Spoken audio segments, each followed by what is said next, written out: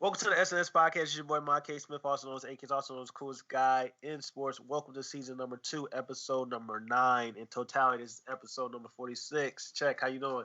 I'm doing good, man. We almost at the halfway mark of the season, man. It's been a long journey, but we're almost there. Yes, sir. Yes, sir. A long journey indeed. And speaking of long journeys, Zion Williamson is returning next week to make his NBA debut. How do you feel about that? What do you think is going to happen in his game against the San Antonio Spurs? I'm excited, man. Words can't describe just how excited I am to see Zion's debut. Mainly because, like, just in terms of the product of the game, the NBA ratings, the way they've kind of declined this season, I think for the main part is mainly because of Zion's injury and him not being able to play, because it's been the most hyped draft pick since LeBron, just in terms of his impacts from a social media standpoint. It's just overall impact on the game. I feel as though the game needs Zion Williamson to play, and I'm excited that that the Pelicans are choosing to play him, because I think it's valuable that he gets his basketball experience, whether or not they are able to make a playoff run. And I'm not going to rule anything out for the Pelicans. Like, the Western Conference right now is not as strong as we thought it would be in terms of the A seed. So right now, Memphis is in the A seed at 19-22, and the Pelicans are only 4 games behind. So from what we saw in the preseason, I think Zion Williamson isn't a guy that he's just gonna call and get his touches. He can score and make an impact in the game a multitude of ways. So immediately when he touches the floor, he's gonna make everyone else better. So I can't wait to see that, and I think it's going to be something to watch, because John Morant has been killing the scene so far, and I think Zion Williamson is ready to show the world what he's made of.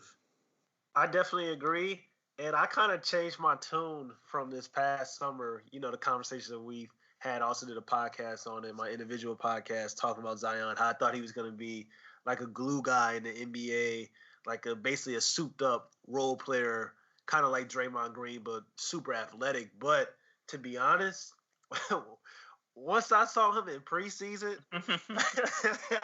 I'm telling you, like, he's gonna be dominant in the NBA. And I know he may not be the most skilled player, and still, before the draft, I would rather have taken Ja Morant if I was the New Orleans Pelicans. But that's here nor there. That's my personal opinion. I still like Ja over him. And it's going to take him a few games, like, where he's probably going to have some ups and downs. But once he gets comfortable in the NBA, and probably not this season, but probably next season, I can see him probably average anywhere between 23 to 25 points per game, man. I think he's going to be that good. I think he's going to be that dominant. He's a physical freak of nature, like LeBron James, like Giannis. I don't see anybody really stopping him, especially just kind of based on what I saw in preseason. And I know you're not really supposed to, kind of take too much account to those games, but man, he looked like a monster. Yeah, and the crazy thing is that with a lot of players, they have trouble adjusting to the league because they're used to dominating from a physical standpoint, but there's no one else in the league like a Zion Williamson. So like what we saw in the preseason, he was able to just get into the paint whenever he wanted to. He didn't even have to take jump shots.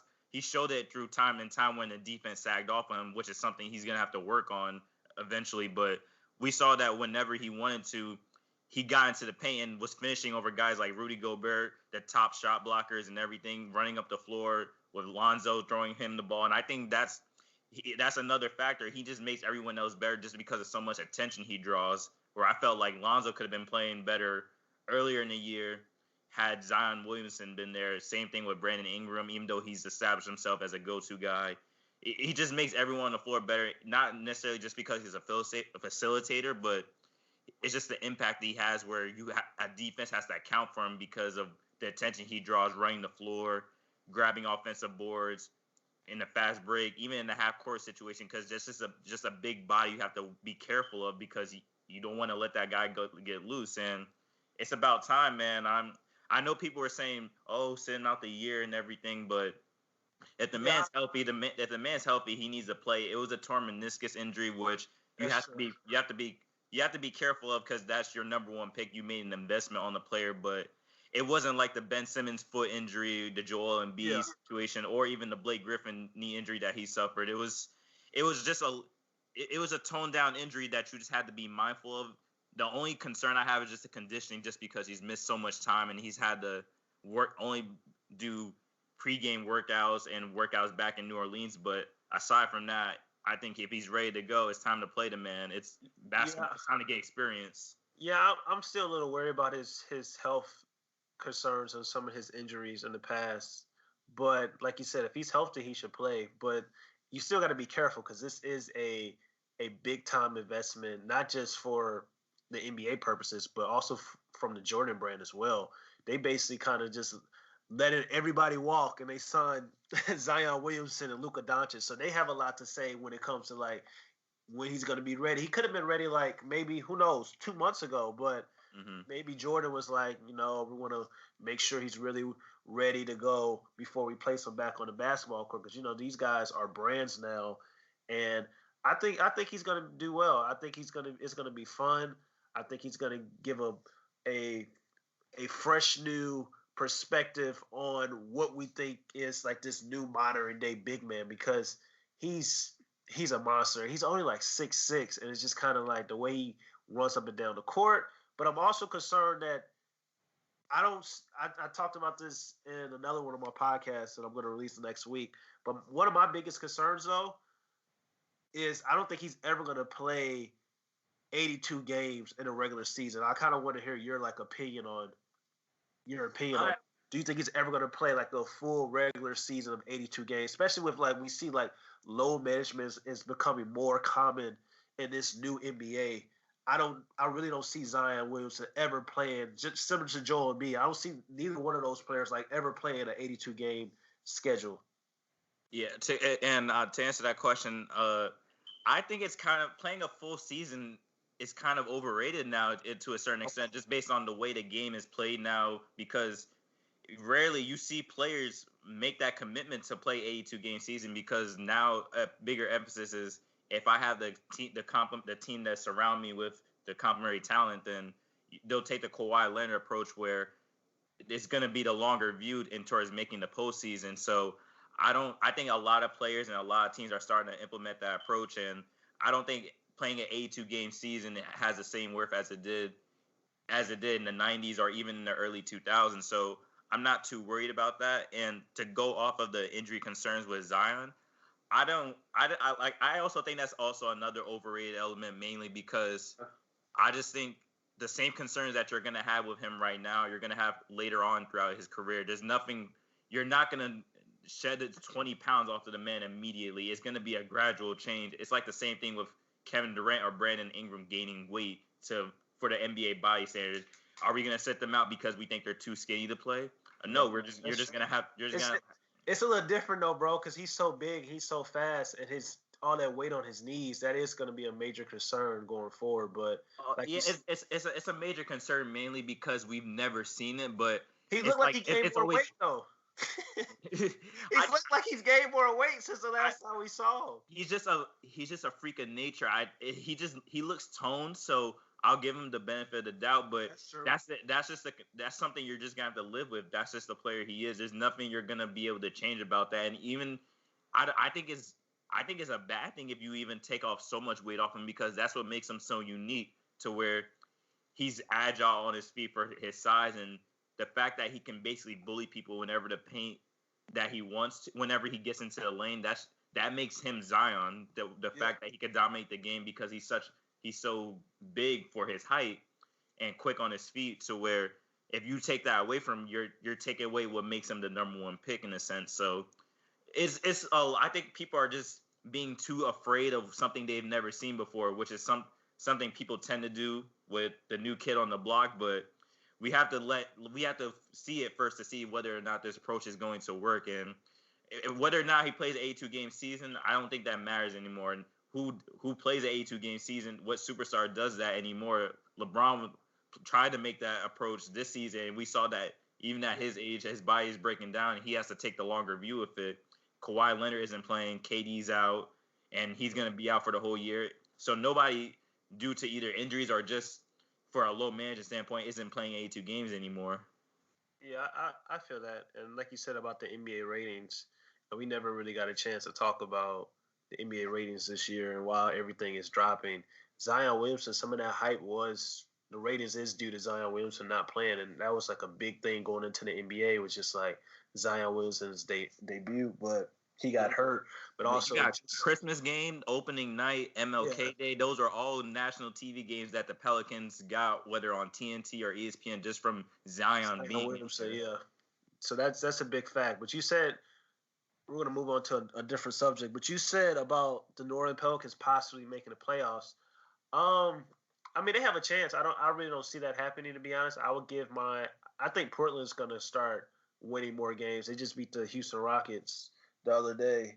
So I think they're going to probably go on a run and get the 8th seed. But I want to talk a little bit about when you were talking about you were talking about Lonzo Ball and Brandon Ingram.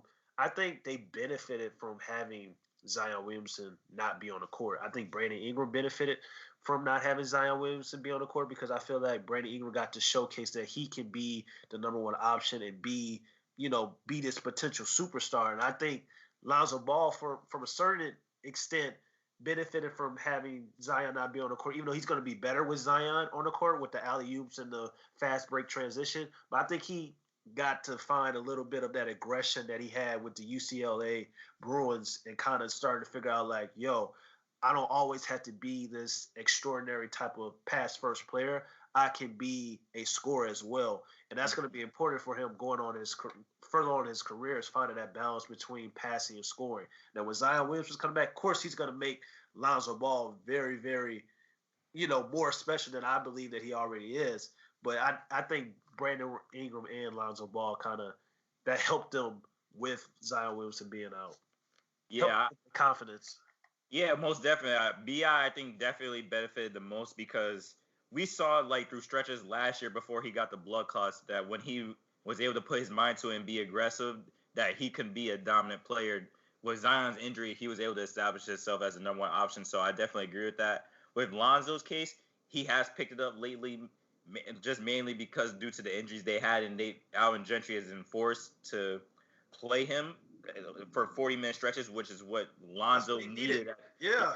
He needs to be played throughout the entire game. The reason why I felt that Zion would have made him better is because Lonzo Ball, even though he's been picking it up lately, he's a player that excels in the transition compared to the half-court style where he doesn't really have the shiftiness or aggressiveness in his game to really like what the modern point guard is now. So with Zion there, I felt as though some of his flaws would have been covered because immediately when him or Lonzo catches the board and going to the other end transition while they're looking for each other, which is helping Lonzo because he's a transition player. That's what his specialty was. But I think they still can make a run mainly because, as you said, they're both playing at their best basketball throughout their careers right now. So once you get that, you have JJ coming back from his injury. Drew Holiday who had missed a couple of games is coming back. Derek Favors is going to be back from his injury as well. So everything is starting to come together. So and it depends. Like it also depends on the minute restriction as well and how many minutes he's going to be able to. That's what I'm saying. It's going to take him. He's coming off the bench, I believe. It's going to take him a little minute to get his groove. That's why I said really this year is just going to be like a fill out year for him to go through his bumps. That's why they kind of want to throw him in the wolves. I mean, kind of just throw him in the game, really. Because me personally, I would keep him out for the entire year, but I understand why they want to kind of like let him get his feel in the basketball court. But I think his second year, this upcoming year, is when we're really going to see like this guy be a monster. Mm-hmm. Yeah, I definitely agree. And hey, man, the January 22nd, man, that's the date right there. We gotta get ready for that. Yes, sir. I want to talk a little bit about the All-Star game coming up, and I want you to give me one player who's never made it to the All-Star game that should make the All-Star game this upcoming year. One player. Oh, that's a good. We know LeBron's gonna be. Luka Doncic is gonna be. Trae Young's going to be. We know all those guys, but like one player that's kind of like he may make it, he may not make it. All right. It's a really good question. One player that I'm very passionate about that I think should make the All-Star game, putting aside all my Heat bias, is Bam Adebayo. Okay. And the reason why, and he's also my pick for Most Improved Player of the Year as well. And just in terms of the responsibility he has on both ends of the floor, where you've seen with Hassan Whiteside's departure, being traded to Portland, Eric Spoelstra basically, even through stretches last season where he put him in the starting lineup, Spoelstra put his trust in Bam to have so much responsibility. And you see him playing at an all-NBA defensive level on the second best team in the Eastern Conference, the best team in the league in terms of home record, 18-1, coming off a win against San Antonio. The man is literally averaging 16, 11, 5, while giving you a block and a steal as well. So he's improved his overall game. He's probably the second best big facilitator in the league out after the Joker. And then just this overall impact on the game, I just feel as though this guy could literally finish the year as an all-star, most improved, and all NBA defense, and that alone I think should give him enough consideration to be a first-time all-star right there. Okay, I definitely can see that. Bam is an extraordinary talent, and I'm so happy being a Miami Heat fan that we got rid of Hassan Whiteside. he has been playing better for Portland, though. He's been playing better lately, but you know why he's playing better? Because it's a contract year. That's what he does. Sure. So, but Bam definitely has a case for the All-Star game.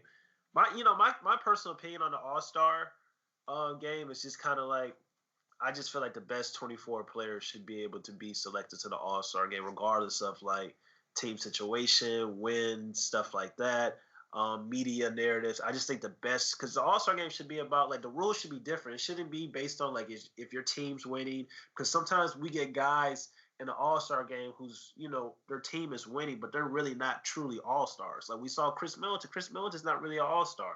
You know what I'm saying? But I disagree with that. Okay, well, my pick to that needs to be in the All-Star game is Zach LaVine. I think Zach LaVine is having an outstanding season. He's averaging 24, 25 points per game, 4 rebounds, 4 assists per game. He's also shooting 44 from the field and 40% from the three-point line.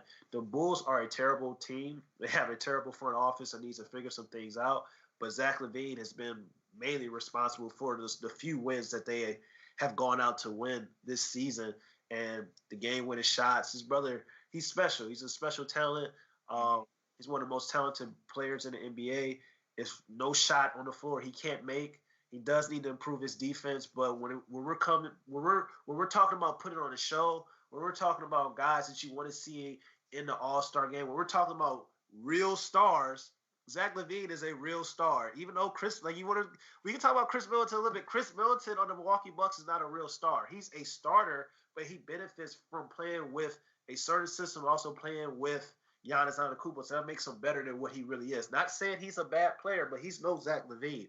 And that's when I get frustrated in the All-Star game, because it's going to be guys that make the actual All-Star rosters over guys that really aren't, over guys that are truly stars and superstars. Zach LaVine is a star in this league, and I feel like Zach LaVine definitely should make the All-Star game. And you already know another player. I'm just going to throw this out. Yeah. Devin Booker should make the All-Star game as well.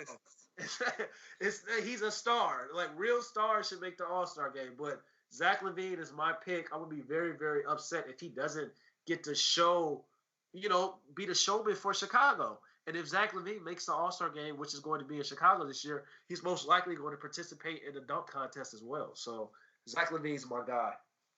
And this is a weird conflict for me because, like, obviously you want to see talents like Zach LaVine, Devin Booker make it despite their team records. Stars. And Bradley Beal is also in this situation as well. Exactly. Even though he's established all-star star, he's in the same predicament as well, even though he's missed some games. But this is a conflict for me mainly because, like, we have to also take into account, like, when we idolize certain players like Michael Jordan, LeBron James, we can go down the list.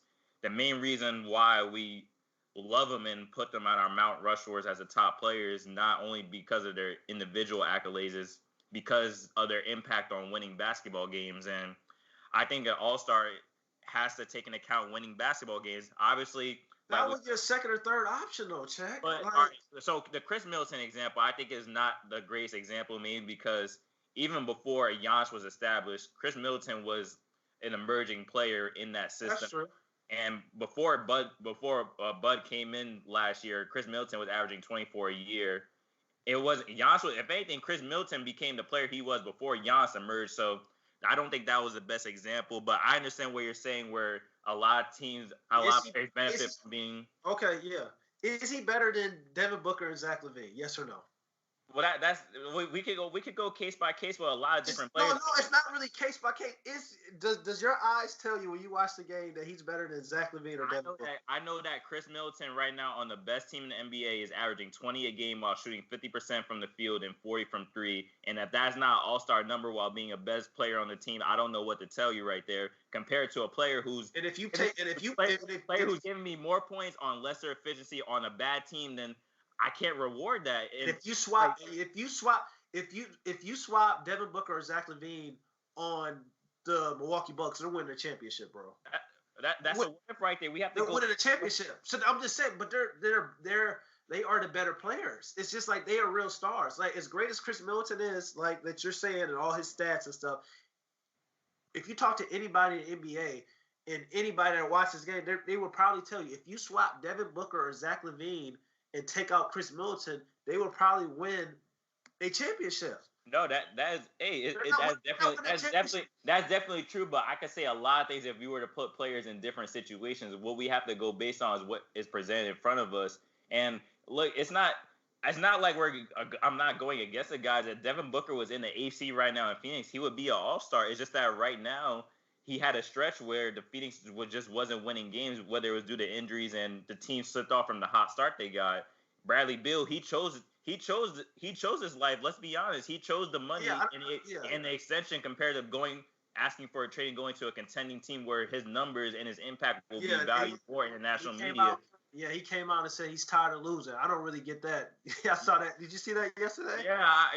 It's like you chose this lifestyle. You knew what you signed up for. So when you know that in terms of missing out on NBA accolades and All-Star accolades, you're going to suffer from a team record standpoint. And Zach LaVine and Devin Booker kind of fell into this case too, where you're putting up great numbers, but your flaws are also put out there as well. And then we have to but we also have to be honest. Like Devin Booker has improved his defense, but for a guy like Zach LaVine in this case, where your defense is put into question, and then your team record is also not where it needs to be in terms of not making it into the playoff standings, then we're gonna have to question ourselves that and say, hey, are you really impacting the game? Real basketball fans are gonna say, yeah, it's just like, of course, his numbers are going to impact. Even Trae Young falls into this equation as well. But the fact that Trae Young falls into his equation as well. But the fact that he's been playing offensively like the best point guard in the East, and he's going to get voted into the fan vote, he doesn't have to worry about this. But it's something you have to take into account. But at the end of the day, I think winning does matter into All-Star accolades, especially when the coach is always into it. Bro, it shouldn't matter. We should get the best 24 players on the All-Star roster each and every year, bro. It should be a different. I can understand the All NBA teams and stuff like that and awards, but when it comes to the All-Star game, the ratings are already down. The fans deserve to have the best 24 players on the All-Star roster. Forget all that, vote them in and the coaches. The best, it's a shame that Chris Paul, as great as he played this year, Chris Paul probably won't be an All-Star. Well, I have him in my All-Star game. Okay, but it's a what if. It's a big if. Like Donovan Mitchell hasn't been an All-Star. Like Devin Booker hasn't been an All-Star. Like Zach LaVine hasn't been an All-Star. Bradley Beal hasn't been an All-Star. These are guys that are top 25 players. So I'm just saying we need to put the best 24 players in the All-Star game. All right, so I think that's where the difference in our opinions come from because, all right, so in terms of what you consider the best, that's the criteria for becoming the best is where the difference is for a lot of people. What I consider the best is when you're able to have the numbers and also impact winning as well. But you can't sit up and I'll let you finish. And my argument to go with this is that this is the best basketball league in the nation where you see like a team like the Washington Wizards where Bradley Beal is injured, but you see a plethora of guys being able to step up. The NBA is so talented to where you could have a number of guys step up at any occasion and put up numbers just from having the opportunity. We've seen it on multiple occasions where players who you never heard of, but because they're put into a certain opportunity, are able to put up numbers and just do whatever they want when they're able to get the available minutes. Does that mean that they're the best? No, it just shows you how how talented the NBA is. That's and true. The NBA anybody could put up. I'm not anybody in the NBA, because the NBA is the most talented league, can put up numbers. As long as they get the right amount of minutes and the touches that fits their playing style. But to be the best, LeBron is special because he's able to do what he does, but he's able to back that up with his accolades along with winning championships, and that's what every all-time great. But look who you saying. You said LeBron James. To be honest, bro, there's really only 5 guys that you can really just put on a team and say that can really get your team to the playoffs without having like a great team around them. It's like LeBron James, Kevin Durant, James Harden, maybe Stephen Curry, maybe, and probably Kawhi Leonard. But it's those are guys. Those are the elite superstars. Okay, I just gave you one player, but even all right, say if we were able to go down the bench right now for people that we would have as all-stars, Damian Lillard from the Western Conference, that's a guy right there who's impacting. All-star. That's an all-star because he's putting up numbers and he's getting Portland. Beside this year, he's getting Portland into the playoff race as always. Donovan Mitchell, I think, is going to be a first-time all-star this year as well. Russell Westbrook, the Joker, Paul George. All those players that you mentioned, their teams are significantly better because of them. No, bro, it's not always the case. Just because like team makeup and your teammates around you, it's gonna help you, win games. Like I hate when people like the Devin Booker situation. This is really the only year that you can really like kind of look at Devin Booker and be like, okay, Devin Booker, you have a solid team. What's going on? But still, he plays in the Western Conference, which is the harder conference. Zach LaVine's case, Zach LaVine's playing with a bunch of guys that are all basically around the same age, and it's kind of like Zach LaVine is clearly the best player on the Chicago Bulls, but some of the pieces that are around him don't really fit his strengths, and it's a very, very young team. Same with Trae Young. Trae Young is playing on a super, super young team. Bradley Beal, their point guard. I love Isaiah Thomas, but Isaiah Thomas is their starting point guard right now, and Isaiah Thomas is really finding himself and trying to get back into that. He's been hurt the past 2 years. They don't have John Wall. Thomas Bryant's been out, and it's just kind of like his team makeup is not really built for winning. So some of these guys play on terrible teams and their team situation is just bad. So of course they're not going to win. But when they do win, 9 times out of 10, Zach LaVine and Bradley Beal and Devin Booker are kind of responsible for those wins. But you got to understand, it's just kind of like your team situation plays a vital part to the success of the individual, the success of the star or superstar. It doesn't mean that Zach LaVine and Devin Booker shouldn't get an opportunity or a chance to go to the All-Star game just because their team isn't as great as the Utah Jazz with Rudy Gobert, with Mike Conley on that team, or a Russell Westbrook with James Harden and Clint Capella. Like, look at the Bulls, look at the Washington Wizards, look at the Phoenix Suns, and then look at some of the teams that you're comparing to when you're talking about like, Donovan Mitchell, Russell Westbrook, and Damian Lillard. Their team is winning, and if you swap some of those players, they will struggle as well. That's all I'm saying. So you got to look at the team situation so that a lot of these players that haven't had the opportunity to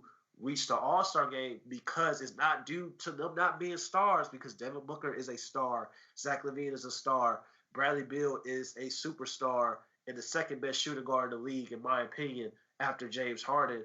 It's just kind of like some of this stuff is not their fault. And for them not to be able to go to the All-Star game, for us to give the All-Star slot to the second best player on a great team like Chris Middleton or maybe Rudy Gobert for the Utah Jazz, or who else? Well, it's other guys I can't even think of, or like the Boston Celtics. There's conversations the Boston Celtics may get 3 people. I disagree with that. You know what I'm saying? I'm just saying it's just like that's unfair. That's kind of like that's messed up how the NBA are selecting their All-Stars when we got real stars that probably not gonna get the chance to go to the All-Star game, but should be in the All-Star game because they are really, really stars and superstars, but their team is not having the success. I'm gonna leave it at this. All I'm saying is that the NBA All-Star game should be about real stars and superstars, not your second and third best players on great teams getting All-Star nods over some guys that are stars and superstars but just aren't in a great situation. And it's very subjective because like we see, like obviously I do agree with your point on how like those players who may not be in the best situation should get the accolades, and because they are like Devin Booker is valued within NBA circles. GMs would choose him over a lot of other shooting guards in the league. It just comes to what makes you special, and what makes you special in this league is putting up numbers and winning. And the same argument you could make about switching up players. So if I can make the argument that if Chris Middleton was able to put on the Phoenix Suns, he would be able to put up numbers. That's very subjective, and I could give a case by case on whether or not that would work or wouldn't work. But it's a what if situation. I can make the same way you say Devin Booker. If you put him on in Milwaukee, then Milwaukee would be this team. I can make the same argument for Chris Middleton. Chris Middleton, not really, bro, because you watch the game, and I know you watch the game because you can do. No, I know Devin Booker.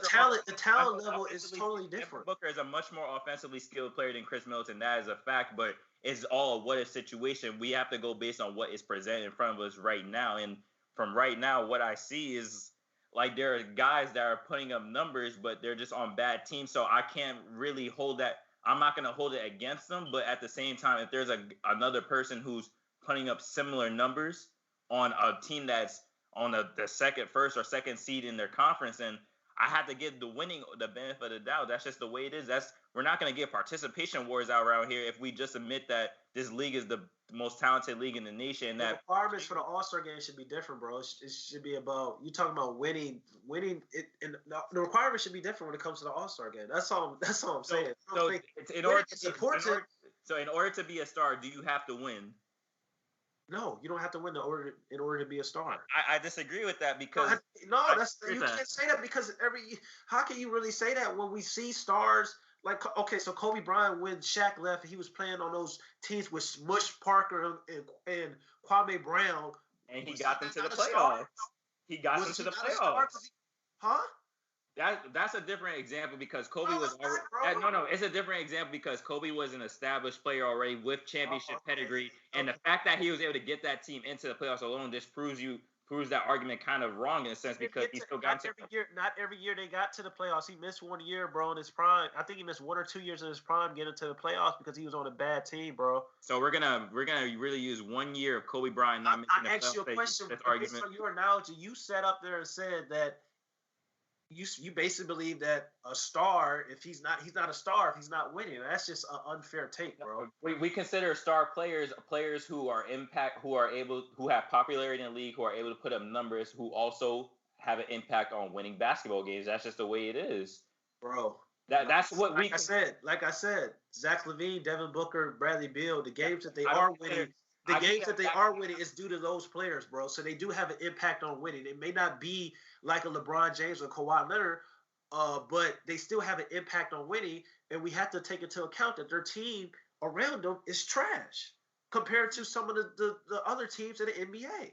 And that's just a fact, bro. Regardless of the fact that everybody's talented in the NBA, we know all that. Guys can put up points and buckets and stuff like that. But you can't sit up and tell me that Kemba Walker wasn't a star because he was playing with the Charlotte Hornets and he never made the playoffs other than, 2 times? Are you telling me that Kemba Walker, before he went to Boston, he wasn't a star? Still got him to the playoffs. Two times out of the 9 years that he was there. Look, you're giving me examples of players who still achieved something despite their deficiencies. Look, at the same time, Kemba was at least more experienced, so you give him the benefit of the doubt of that compared to a Devin Booker and Zach LaVine who were placed in hard circumstances, especially as younger players coming up. But like those are the 2 examples you gave me, the Kobe and Kemba. Those are accomplished players that still were able to overcome their circumstances and make the playoffs. What I'm saying is that even though it is difficult for them, it's not the most far-fetched possibility to hear a star player overcome their team deficiencies and still make it into the playoffs. And I believe that warrants all-star credit compared to what you're seeing now. And it is complicated. It really is, but I can't discredit winning. And basketball is a game of whether you win or lose. You don't give credit to losers. You give credit to whoever wins the game. You can't sit up and pretend that your success is not built on other individuals. Zach LaVine, Devin Booker, Bradley Beal can call out an average 40, but it's still got to be players on their team that's going to help them win the game. like I said, the games that they are winning, you always talk about like we have to give credit for winning. The games that they are winning, Zach LaVine, Bradley Beal, Devin Booker are probably, if you look at the games that they're winning, they probably are the ones mainly responsible for them winning that game, bro. So you can't just sit up just because they got a losing record and say, well, they're not winning a whole bunch of games. They're not really stars. But the games that they are winning, you're not saying anything about it. Within basketball circles, they get their credit. It's just that I believe, in terms of giving a player the All-Star nomination to be a star, or even to just get consideration, you have to win games. I'm not discrediting those players, but it's just the circumstance that they're placed ahead of. Is nothing against them, but I'm not gonna say, oh, just because someone's putting better numbers on a bad team, but they're putting up better numbers on a bad team, I'm gonna put them over a guy who's putting up just similar numbers on better efficiency on a better team. Like, I just can't do that, and all I'm saying is, bro, you can say what you want to say about winning and this and that. All I'm saying is it's gonna be guys that's gonna make the All-Star roster just like every year that aren't stars or superstars. They're just really good starters that are on great teams. Chris Middleton, I know you like him. He's not really an All-Star, bro, if you want to be honest. Malcolm Brogdon, he's having a great season. Is he really an All-Star? No, I didn't put him in my ballot. I'm asking you a question. Do you think he's really a star in this league, Malcolm Brogdon? Or do you think he's just a starter, a great starter? He is a starter. Okay, but he may make the All-Star game. He may make the All-Star game, but do you believe Indiana is where they are right now without Malcolm Brogdon? Now I will give yes. That's true. That's true. That's true. I would say that is true, but that is not just because he's having an amazing season. That's a different situation as well, though. That's a different situation. And his team is way better. Like I said, the Indiana Pacers are way better than some of the teams that these stars that you don't want to give credit is on. All I'm saying is nobody wants to see. We want to see the All-Star game. We want to see stars, bro. That's all I'm saying. Nobody really wants to see Gordon Dragic as an injury replacement in an All-Star game. Nobody wants to see the center Vucevic down in Orlando in the All-Star game. Bro. Hey, look. He's not gonna make. I don't think he's gonna make the All-Star game. If we get next episode, we could do our ballots on who we think are All-Stars. But I definitely see where you're coming from. It's just. It's ridiculous. It's ridiculous, bro. I don't care what anybody says. I just think it's ridiculous that the fact. Okay, put it like this.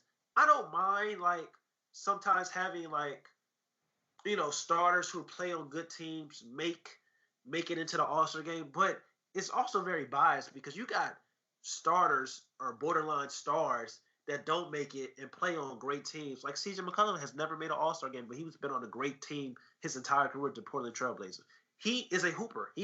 How come he hasn't made on the All-Star team? I think that's mainly because of the Western Conference. Okay, that's fine. That's why I said we need to get the best 24 players.